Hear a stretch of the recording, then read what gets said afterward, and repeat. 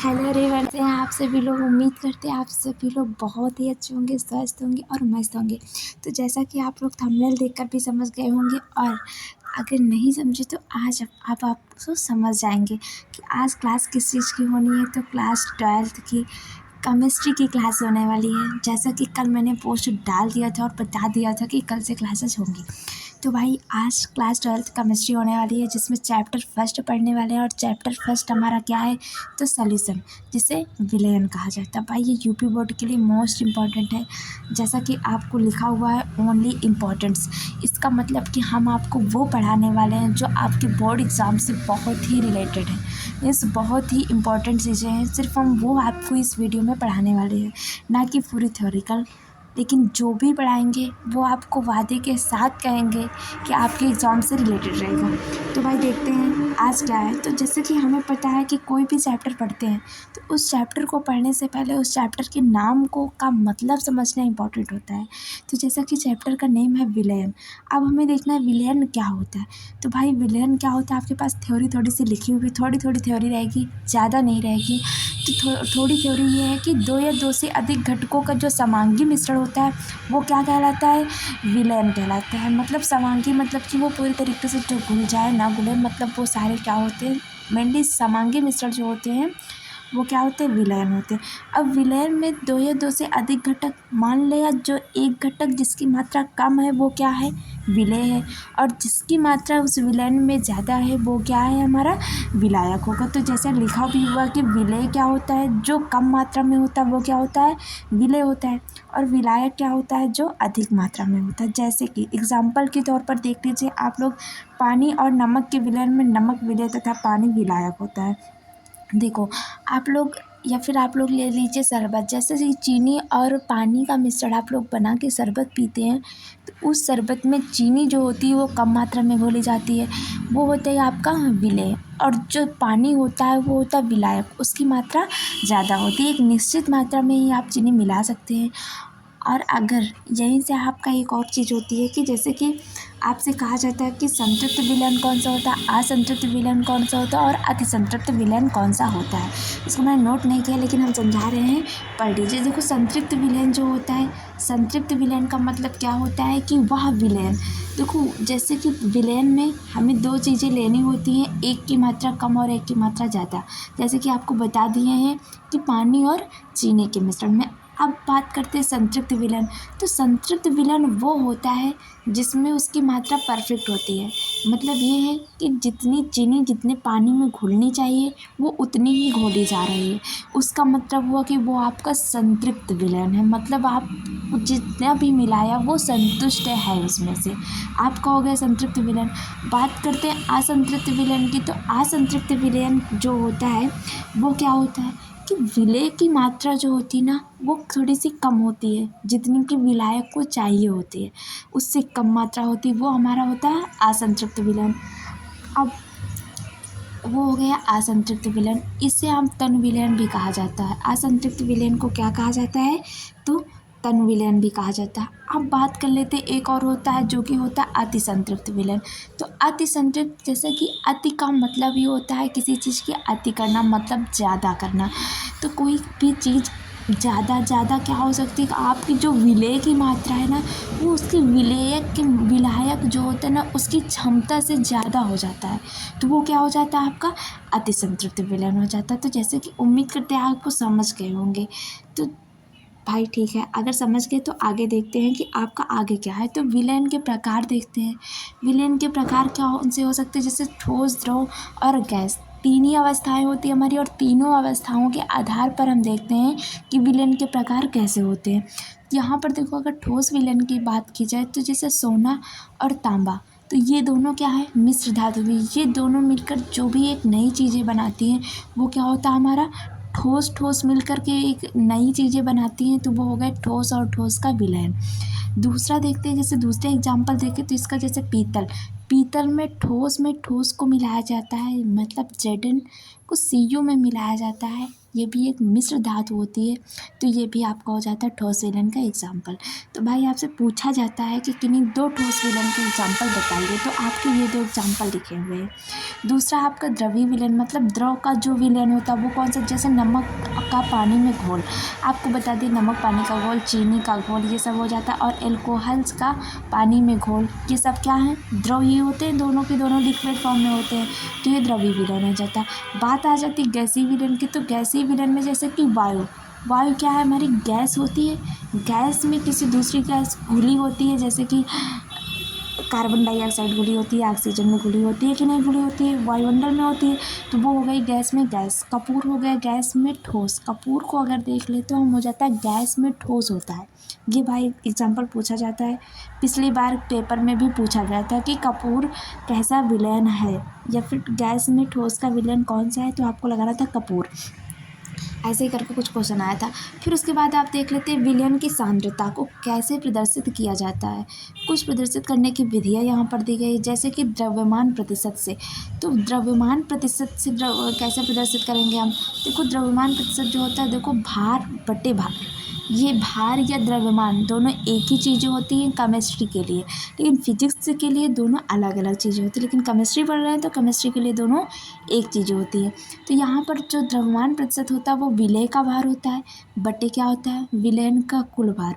इसकी अगर आप डिफिनीसन लिखना चाहें तो ये लिख सकते हैं, विलय के भार और विलयन के कुल भार के अनुपात को क्या कहा जाता है, आपका द्रव्यमान प्रतिशत कहा जाता है। अब देखना आपको, जो विलय का भार होता है ना वो किलोग्राम में होता है, और जो विलयन का भार होता है ना भाई वो ग्राम में होता है। इस चीज़ को याद रखना है, विलय का भार किलोग्राम में और विलयन का भार ग्राम में। देखना यहाँ पर विलयन लिखा हुआ है, जब आप नीचे कहीं देखेंगे ना तो एक है विलायक होता है। यहाँ ध्यान देना। आयतन प्रतिशत क्या मतलब, आयतन मतलब वॉल्यूम, वॉल्यूम मतलब वी बाई वी% की बात करते हैं। विलय का आयतन अपन विलयन का आयतन, विलय का आयतन और विलयन के आयतन के अनुपात को क्या कहा जाता है भाई, आयतन प्रतिशत कहा जाता है। अब विलय का आयतन जो होता है भाई वो ml में होता है, और जो विलयन का आयतन होता है वो लीटर में होता है। मतलब ये आ रहा है कि इसमें जो ऊपर वाला होता है वो कम में होता है, सॉरी वो ज़्यादा में होता है, और जो नीचे वाला है, अगर विलय के भार, यहाँ द्रव्यमान प्रतिशत की बात की जाए तो क्या है, विलय का भार किलोग्राम में है और विलयन का भार ग्राम में है। इसमें क्या है कि विलय का आयतन ml में है और विलयन का आयतन लीटर में, ml अपॉन लीटर। यहाँ पर किलोग्राम बटे ग्राम, मतलब क्या आ जाएगा, ये तो दोनों यूनिट तो एक ही होती है, अगर इसकी यूनिट लिखना चाहें तो भाई कुछ नहीं होती है। आगे देखते हैं, भार आयतन प्रतिशत क्या होता है, भार बटे आयतन, भार मतलब वेट, वेट मतलब क्या होगा, डब्लू अपान वी प्रतिशत, मतलब क्या हो जाएगा, ऊपर हो जाएगा आपका विलय का भार, नीचे हो जाएगा आपका विलयन का आयतन। अब देखो यहाँ पर जो है विलय का भार ग्राम में हो जाएगा और विलयन का आयतन जो हो जाएगा वो हो जाएगा आपका लीटर में। देखो सब कुछ दिया गया है। आगे होता है पार्ट्स पर विलयन, इसे 60 में कहा जाता है ppm। यहाँ देखो पार्ट्स पर विलयन क्या होता है, तो विलय का द्रव्यमान बटे विलयन का द्रव्यमान, मतलब विलय का द्रव्यमान और टोटल विलयन का द्रव्यमान जो होगा वो होगा पार्ट्स पर विलयन, लेकिन मल्टीप्लाई 10⁻⁶ होगा, जैसे कि ऊपर 100 दिया गया, 100 दिया गया है। यहाँ पर क्या है कि 10⁶, मतलब 10 लाखवें भाग में विलय, 10 लाखवें भाग में विलयन में जो चीज़ विलय किया जाता है उसके द्रव्यमान के प्रतिशत को क्या कहा जाता है, आपको पार्ट्स पर विलयन कहा जाता है। आगे पढ़ते हैं मोल। मोल देखो क्या होता है, तो मोल जो होता है भाई वो मोल बराबर होता है भार बटे अणुभार।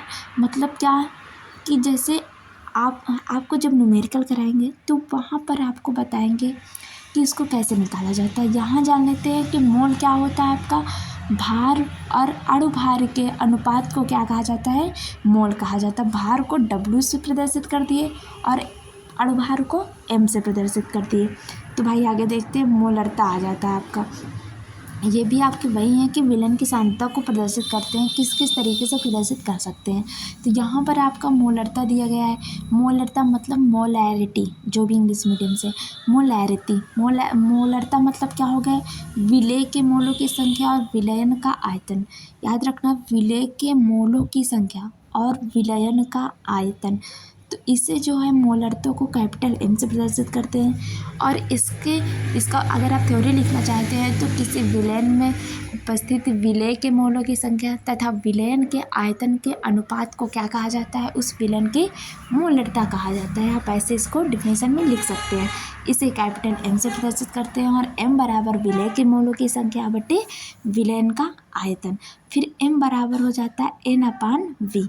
एम बराबर हो जाता है यहाँ पर एन अपान वी। देखो तो एम बराबर एन अपान वी। और अगर बात करें इसकी क्या यूनिट की, तो आपका मात्रक हो जाता है मोल पर लीटर। आगे बात करते हैं अगर हम की मोललता की, तो मोललता क्या होती है भाई, मोललता भी वैसी होती, मोलैरिटी जिसे कहते हैं मोलैलिटी। तो यहाँ पर अगर मोललता की डिफिनेशन आप लिखना चाहते हैं तो आप ये लिख सकते हैं, विलयन में उपस्थित विलेय की मोलों की संख्या और विलायक के भार के अनुपात को क्या कहा जाता है भाई, वो कहा जाता है आपका मोललता कहा जाता है। तो देखो अगर यहाँ पर देखा जाए तो इसे किससे प्रदर्शित करते हैं, स्मॉल एम से प्रदर्शित करते हैं। और यहाँ पर देखो अगर तो विलेय के मोलों की संख्या स्मॉल एन है, ठीक है। यहाँ पर आपका कहा जा रहा है विलायक के मोलों, विलायक का भार। तो देखो विलायक को मैंने डब्लू, कैपिटल डब्लू से नोट किया है। जो भार होगा ना विलायक का वो किलोग्राम में होगा। यहाँ जो विलयन का आयतन होगा वो होगा लीटर में। इसका मात्रक जो होता है वो ये होता है कि इसका मात्रक आपका होता है मोल पर किलोग्राम। इसका मात्रक होता है मोल पर किलोग्राम। चलते नेक्स्ट की तरफ। नेक्स्ट देखते क्या है।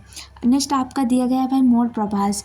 तो मोल प्रभाज क्या होता है, मोल प्रभाज आपका होता है कि देखो यहाँ पर मोल अंश, इसे मोल अंश या फिर मोल प्रभाज, मोल फ्रैक्शन बोला जाता है। इसे कैपिटल एक्स से प्रदर्शित करते हैं। इसका जो फार्मूला होता है वो पता क्या होता है या फिर डिफिनेशन समझ लेते हैं। किसी विलयन में विलेय या विलायक के मोलों की संख्या और विलयन में उपस्थित कुल मोलों की संख्या के अनुपात को क्या कहा जाता है, आपका मोल प्रभाज कहा जाता है। या फिर इसकी डिफिनेशन नीचे लिखी हुई है सटीक सी, आपको वहाँ बता देंगे। आगे क्या है, विलायक का मोल अंश अगर हम निकालना चाहें तो एक से बराबर हो जाएगा विलायक का मोल अपन विलयन का कुल मोल। तो हम मान लेते हैं कि विलायक, देखो ये चीज़ जो है ना आपको दिखा देते हैं कि नीचे यहाँ पर आपको बहुत ही अच्छे से हम बता दिए हैं।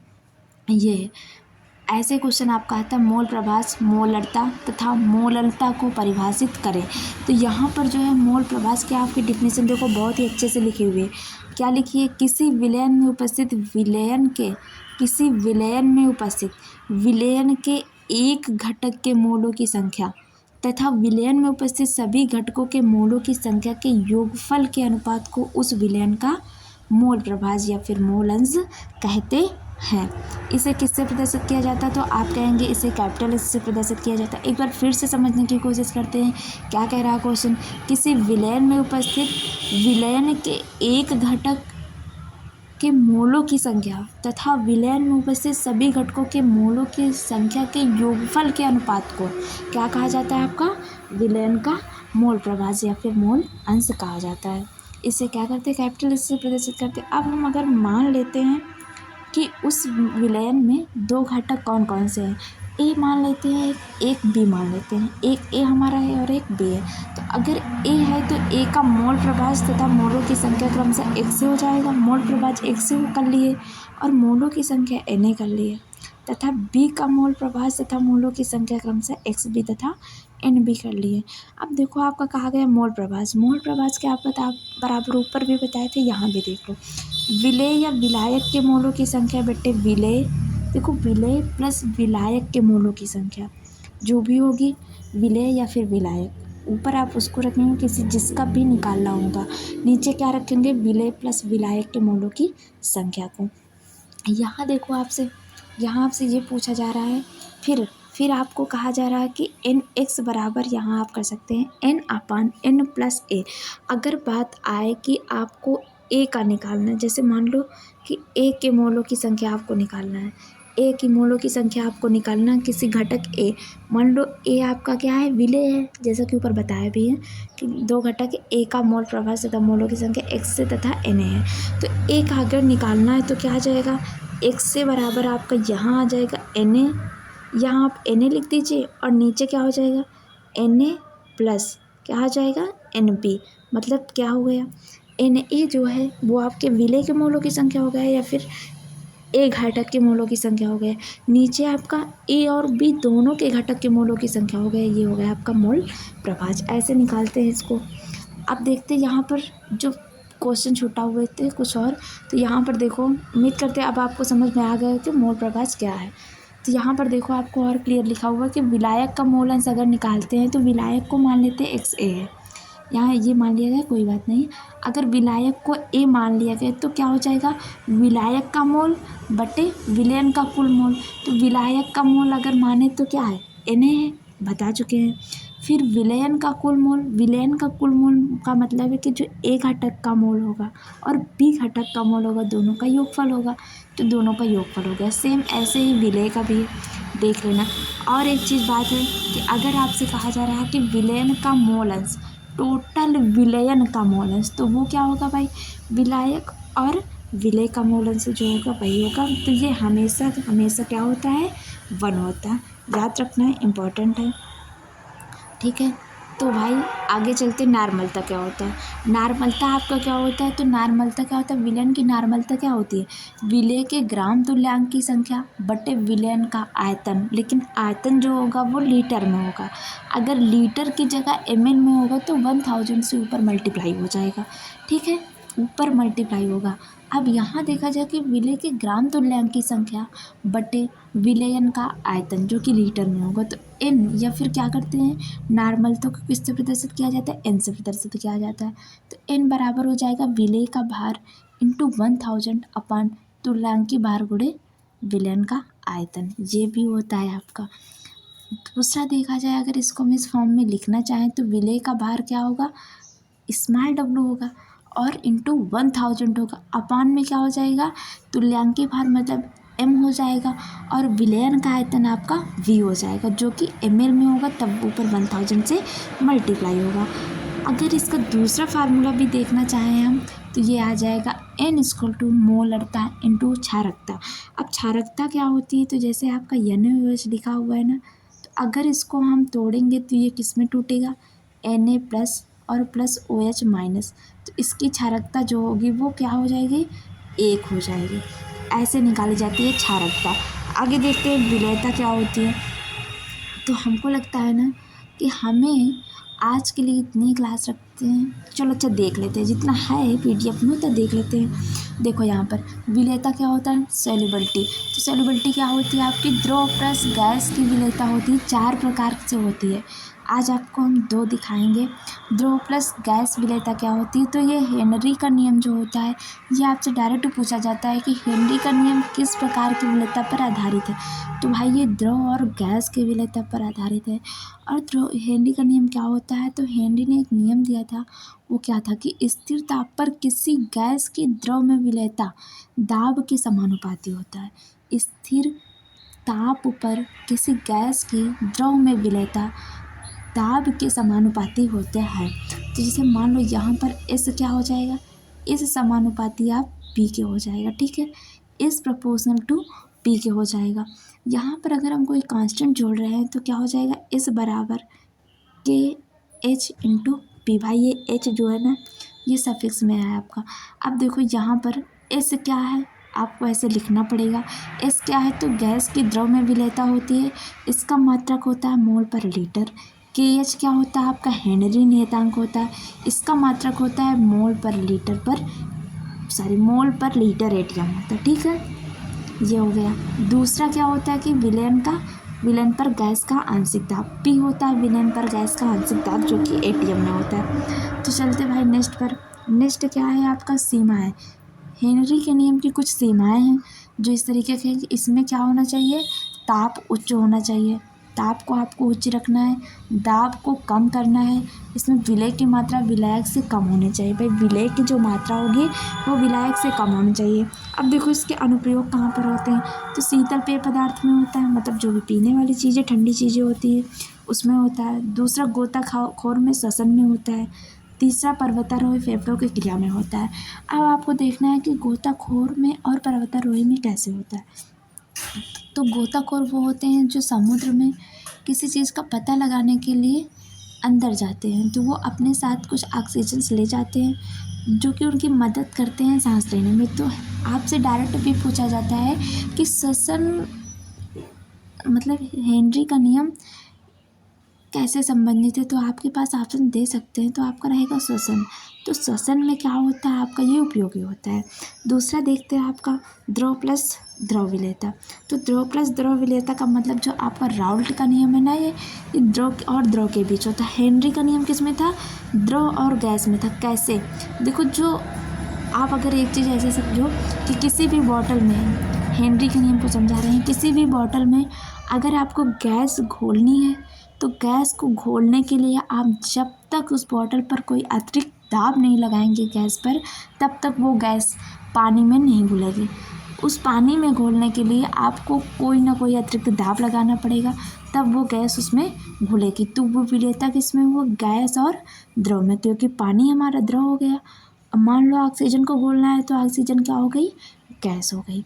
अब देखते हैं राउल्ट का नियम। राउल्ट का नियम जो होगा ना, वो द्रव और द्रव में विलेयता होगी, दो द्रव के बीच विलेयता होगी।